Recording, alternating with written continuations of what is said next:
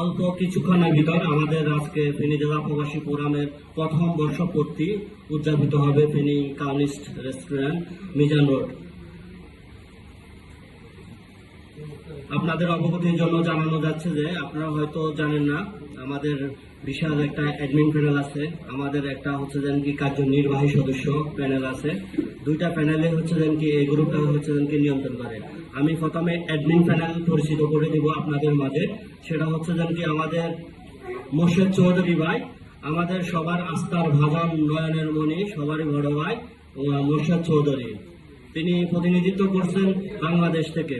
এর ভিতর হচ্ছে যেন কি আমাদের আরেকজন বাংলাদেশি প্রতিনিধি আছে, তিনি হচ্ছে যেন কি পিএস সাইফুল। তিনি বাংলাদেশ থেকে এই গ্রুপটা হচ্ছে যেন কি সাবেক সৌদি আরব প্রবাসী, তিনি বাংলাদেশ থেকে এই গ্রুপটাকে নিয়ন্ত্রণ করতেছে। এরপর হচ্ছে যেন কি আমাদের গ্রুপের যিনি ক্রিয়েট করছেন